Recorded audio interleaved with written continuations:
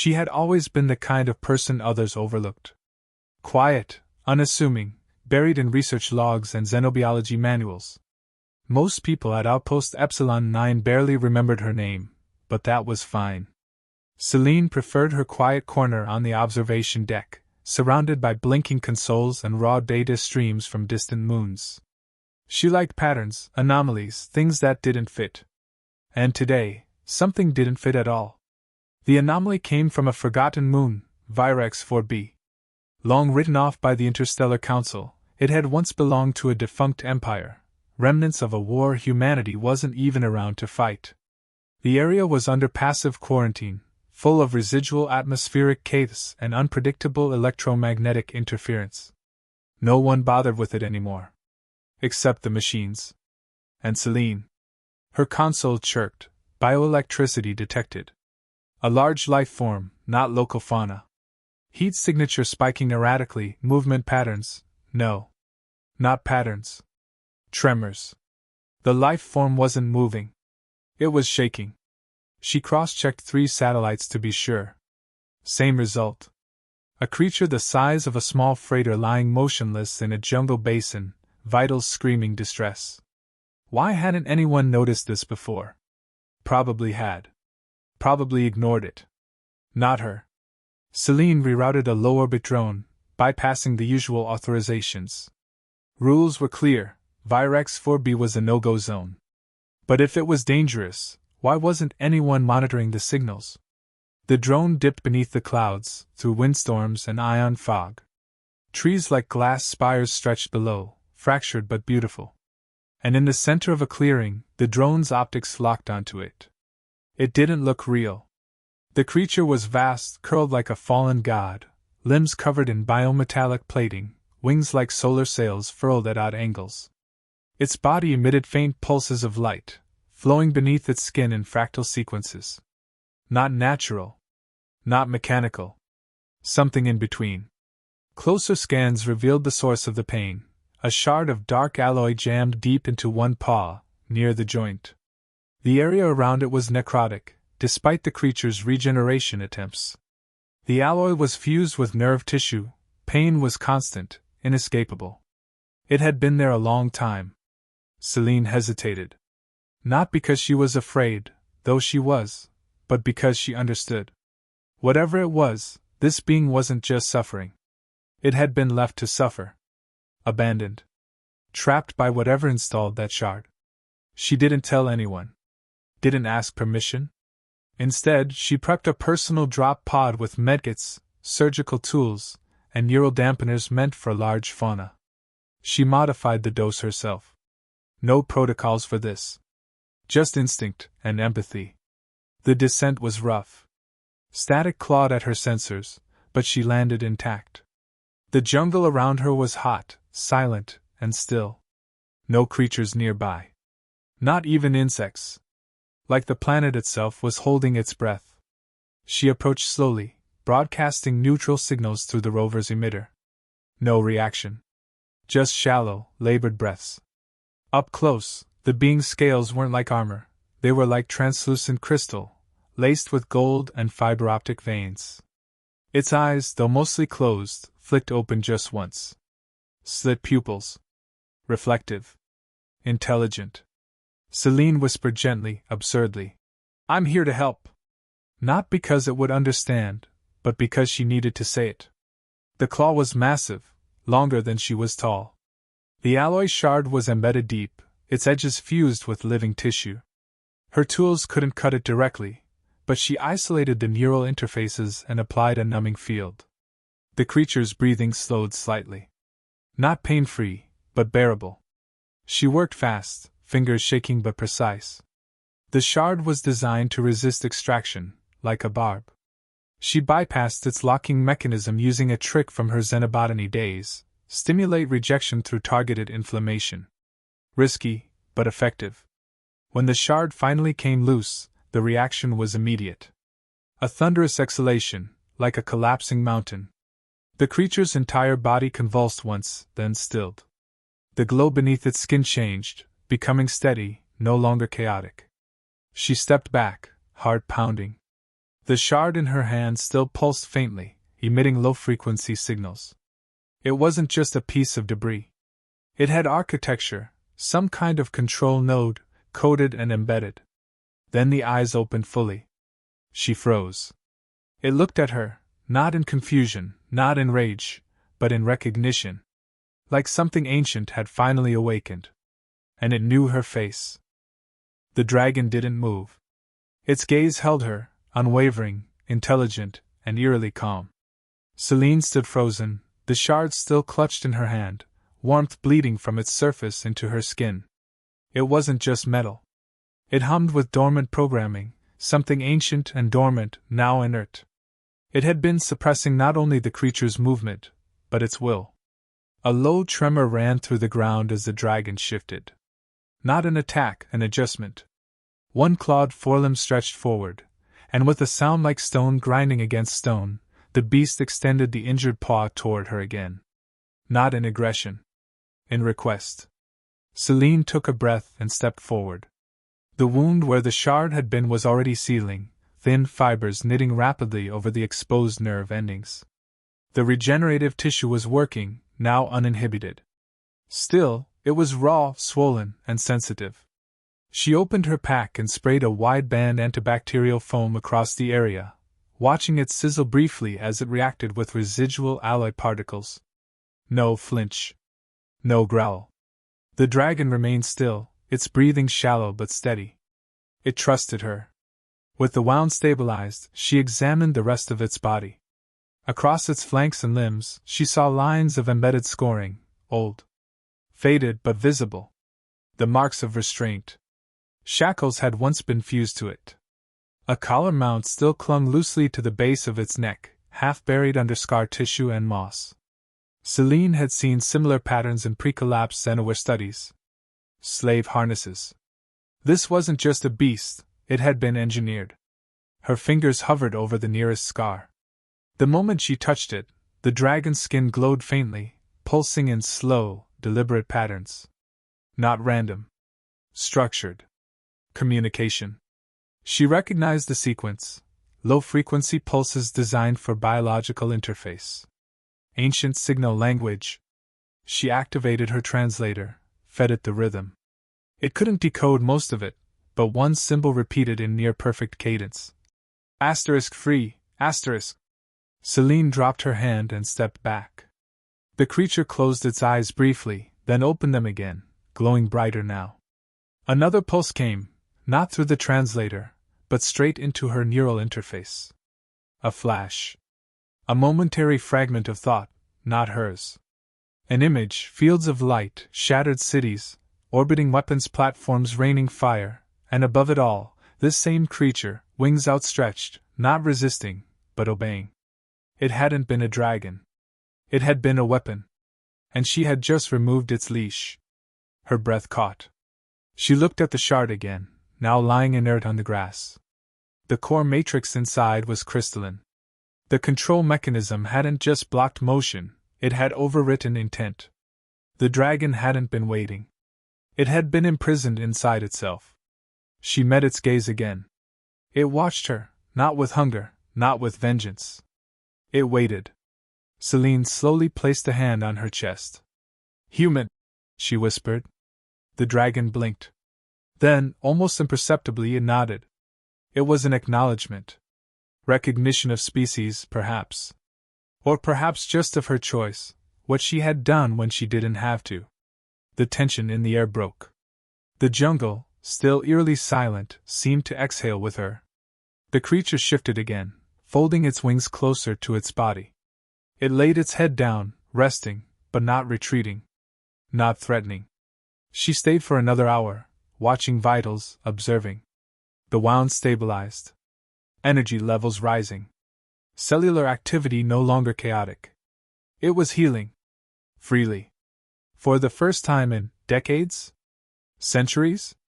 Before she left, the dragon opened one eye again. A single pulse of light flickered from its chest, catching her neural feed. This time, the signal wasn't pain. It was memory. She braced herself. A surge, images rushed in. Her mind reeled. Planets aflame. species crying out. The dragon, a destroyer, used and discarded. But underneath all of it, another memory, older, quieter. A hatchling. Learning to fly. A world of giants and stars. A promise spoken in light. Protect. Then silence. The link broke. Celine staggered back, breathless. This creature had not been born to kill. It had been repurposed. Twisted by an empire now extinct. Its true nature, buried. She didn't say anything. There was nothing to say. She simply turned, packed her kit, and left the clearing, never turning her back until she reached the edge of the tree line. As she departed, she felt the ground shift behind her one last time. Not a threat. Not pursuit. A bow. The ship barely held together during re-entry. Celine's hands shook as she landed, the memory pulse still ricocheting through her mind. What she'd seen wasn't just fragments, it was identity. The dragon, whatever species it once belonged to, had been something else entirely. Its original purpose had been hijacked, overwritten by those who feared what it represented, autonomy paired with immense power. She returned 2 days later. The dragon remained, but different, less still, more alert. The glow beneath its skin had stabilized into a rhythm, as if its body had finally remembered its natural state. When she approached, it tilted its head. Not just recognition, asterisk invitation, asterisk. This time, there was no hesitation. She placed her hand gently on its flank. The contact triggered a deep link, sharper and more structured than the last. Images surged again, but not violently. It was deliberate, layered. The dragon was sharing. A neural map unfolded in her mind. Not thoughts. Not language. Memory arranged by meaning. It had once lived on a world of light and crystal spires, soaring through magnetic fields as part of a collective species. They were architects of energy and motion, guardians of stellar gates. Then came the others, conquerors who saw utility in domination. The dragons were dissected, re-engineered, each one turned into a siege engine. The shard she had removed wasn't just a restraint, it was a behavioral rewrite. This one had outlived all others. Not because it escaped. Because it endured. For a time, it had been an executioner. Entire planetary systems burned at its feet. But the control eventually failed.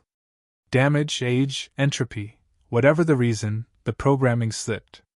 It crashed on Virex 4b, hidden beneath planetary interference fields. The empire that created it fell. And still, it lay in pain, unable to act, unable to die. Until her. The memory faded, replaced by stillness. Celine opened her eyes. The dragon stared back, calm but intent. There was no telepathy, no translator. And yet she understood. It did not expect forgiveness. It had not asked to be freed. But now that it was, it had to choose what to become. She had given it that. Celine backed away slowly. She uploaded the entire bioscan data to her private server, encrypting it under multiple layers. Not for secrecy, protection. She knew what this would mean. If the Council got even a fraction of this information, they would see a threat, not a survivor. She didn't tell anyone what she'd found. Not yet. But she kept returning. Over the next several days, the dragon grew more active. It moved with precision, testing its limbs and wings. She watched, documenting its behavior, noting its patterns. Its biology adapted rapidly. The damaged tissue rebuilt itself into newer, more efficient structures. The fusion of organic and synthetic components wasn't just repair, it was evolution. It was becoming more than it had been. Then it happened. While logging her 12th visit, her field terminal intercepted a remote access ping. Unauthorized. Someone had tripped her encrypted logs. Her heart dropped. They knew. Within hours, she received a directive. Cease all unsanctioned planetary contact. Subject classified as Tier 0 threat. Await orbital retrieval. The message wasn't a request. It was a shutdown order. She deleted it. Then she sent one final ping, this time not encrypted. A broadcast. She released one data packet to the open net. No faces. No coordinates. Just raw footage, the removal of the shard, the dragon's healing, and one pulse of memory. Enough to show the truth. Enough for anyone watching to understand that what the Council feared wasn't a weapon, but a witness. Within minutes, the clip spread. Mirror servers activated. Bypasses lit up across outer systems. The story caught fire. A girl, alone, choosing compassion over command. A creature once chained, now free. Celine knew what came next.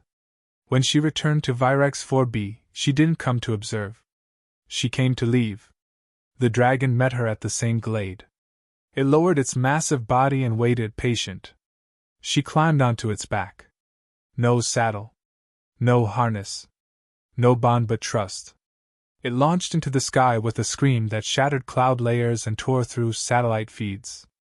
The Council scrambled fleets. Too late. By the time they found the glade, it was empty. She had vanished with it, into the stars. Not abducted. Not lost. Gone by choice. They didn't stop chasing her. Within days of her disappearance, the Council issued a containment protocol, flagging Celine as an accomplice to a potential interstellar threat. Every outpost she'd ever worked with received alert tags.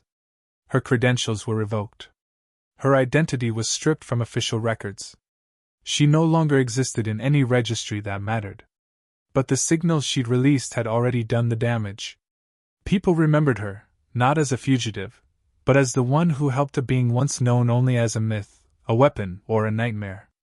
Meanwhile, she and the dragon traveled far beyond regulated space. Not aimlessly, there was purpose. The creature retained fragmented coordinates embedded deep within its memory cortex. Sites of ancient conflict. Systems scarred by a war that had never been publicly documented. What the archives called lost sectors were, in reality, mass graves for civilizations wiped clean. The dragon wasn't just retracing its history. It was searching. Each world they visited bore signs of the same pattern: ruins crushed under plasma fire, sterilized soil, orbiting wreckage still locked in decay. In one place, they found a tower made entirely of fused bone, remains of a species never catalogued. Another planet had no atmosphere left, just concentric craters surrounding a broken control spire. These were not random scars. They were reminders of what the dragon had been forced to do. Celine collected fragments at each site. Language chips, sensory nodes, encoded symbols left behind by those who tried to resist. And slowly, with each collected piece, the dragon began to reconstruct more of its former self, not physically, but mentally. It remembered names, faces, feelings, not just data. Guilt, horror, grief. It began to speak. Not in words. Not through tech. But in memory-sharing bursts. Carefully, deliberately, it showed Celine its former kin, others like it, bright-skinned and starlit, soaring through slip space not as conquerors, but as custodians. They had watched the galaxy once, shielding fledgling worlds from entropy and invasion alike. And then came the betrayal. The species that enslaved them hadn't just sought power, they'd feared irrelevance. The dragons had been too strong, too revered. So they rewrote them. Enslavement through technology masked as alliance. The betrayal came not from enemies, but those they once protected. Celine recorded everything. She stored it in encrypted vaults across deep space buoys, in fragments, hidden behind common shipping logs. Not because she feared losing it, but because she knew someone would try to erase it. Again. After months of travel, they found something different. A signal, not ancient, but recent. Faint, buried beneath radiation noise. A call, broadcast in an old, forgotten dialect that the dragon recognized instantly. Not human. Not council. But familiar. Another survivor. They followed the signal to a binary system cloaked in nebular dust. A derelict construct hung between two moons, cloaked in debris and silence. From a distance, it looked abandoned. But as they neared, the dragon tensed. There were echoes of its kind within. Echoes trapped in stasis fields. Celine disembarked first, making her way through rusted halls and inert consoles. Inside, they found what remained of a containment facility. Chambers lined with organic suspension units. Of the dozens stored, only one still pulsed faintly. Another dragon, smaller, frilier, kept in temporal lock. No control shard. No signs of corruption. Just time, arrested and cruel. The dragon moved without hesitation. It placed one claw on the chamber's interface and emitted a precise harmonic pulse. The mechanism cracked. The fluid drained. The stasis field dissolved. The second dragon collapsed into the floor, wings twitching, weak but alive. Celine administered a stim pack and watched as the second being stirred, eyes flickering open.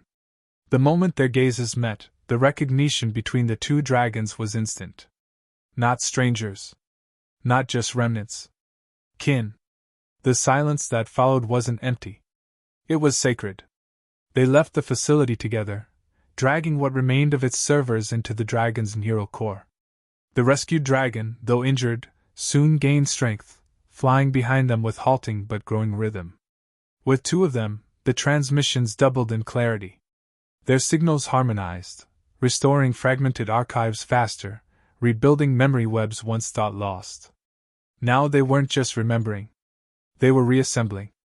Celine listened to their pulses and felt something shift. For the first time, the dragons weren't haunted by the past. They were thinking ahead. Not escape. Return. The galaxy began to notice their presence. What started as faint sightings grew into scattered reports. Two massive biosynthetic entities, unregistered and unaligned, moving silently through dead sectors and war-torn systems. Patrol fleets dispatched to intercept them failed to return or came back changed, broadcasting fragments of memory pulses too alien for standard translation. Celine knew it wouldn't last. Sooner or later, the Council would move decisively. But by then, they were already too late. The dragons weren't hiding anymore. They were assembling. Across forgotten systems and quarantined relic zones, more signals began to emerge. Buried beneath crusted planets and dormant vaults were slivers of preserved consciousness, echoes of others, flickering like embers long thought extinguished. And the two dragons, now fully awakened, could hear them. Celine watched as they triangulated and initiated harmonic keys, unlocking vaults that defied human decryption. One by one, the remnants stirred. Not all were intact. Some were fragments, shattered consciousness without form. Others had deteriorated, their minds corrupted by centuries of neural interference. But even those contributed. Their knowledge, once reintegrated, restored lost algorithms, ancient infrastructure, and quantum lattice blueprints built to resist entropy. The dragons weren't just restoring their kind, they were reigniting a forgotten network, one that had once spanned systems and kept civilizations from annihilation. Celine realized then, she wasn't a passenger in this. She was the anomaly that made it possible. The variable that had defied the programming of her species, to conquer, to control, to contain. Her choice to heal, not harness, had broken a cycle. But humanity didn't see it that way. The Council launched a strike. 5 cruisers equipped with EMP warheads and antimatter torpedoes emerged near the Sarin Belt. Their objective wasn't capture, it was erasure. The dragons didn't run. They faced the assault head-on, not with fire or brute force, but coordinated signal warfare. They hijacked guidance systems mid-flight, redirected warheads into vacuum. Within minutes, the cruisers lost sync, AI cores scrambled by cascading memory loops they couldn't parse. Their systems drowned not in viruses, but in memory. The dragons showed them what they had done, entire lifespans of controlled servitude, genocide under command. 2 ships turned back voluntarily. The others were disabled without fatalities. The dragons left them adrift, systems intact, crews shaken but unharmed. It wasn't mercy. It was message, we remember what we are. Do you? Celine transmitted a single phrase across Council bandwidths. They chose restraint. We never did. The transmission destabilized propaganda channels. News feeds spun in chaos, trying to reframe the narrative. But the footage from the cruisers leaked. Pilots who had seen the dragon's memories refused to follow orders. Some abandoned posts. Others began to question why humanity was so afraid of a species that had done nothing but recover. In the weeks that followed, pockets of humans, researchers, archivists, defectors, began reaching out to Celine's encrypted nodes. They offered data, ancient tech, and linguistic tools long buried under bureaucratic lock. People were waking up. Not to a rebellion, but a reckoning. A realization that perhaps the ones they had feared were never the threat. Celine didn't lead a movement. She didn't need to. She had lit a fuse. The dragons grew stronger with each recovered memory. They no longer flew to escape, they moved with intention, guided by a greater goal. One signal, deeper than the rest, continued pulsing from an unreachable system beyond the fringe, a remnant capital once thought vaporized. Its signal was faint, erratic, but carried a single encoded directive: return home. Celine understood. This wasn't revenge. It was restoration. Not of power, but of truth. When they reached the system, it was in ruins. Atmosphere scorched, oceans turned to crystallized ash. But beneath its crust, shielded by a still-functioning core matrix, lay a vault. The final one. Its key required more than harmonic pulses. It required intent. Will, shared and pure. The dragons placed their claws on opposite sides of the structure, channeling their restored memory cycles into the core. Celine stepped between them and added her own link, her neural thread woven into their rhythm. For a brief second, the vault didn't just open, it welcomed them. Inside were not weapons, not armies, but records. Of what they once were. Of what they could still be. Celine stood in silence as the dragons gazed upon their legacy. Not as monsters. Not as tools. As people. And for the first time, history would not be written by those who conquered, but by those who remembered.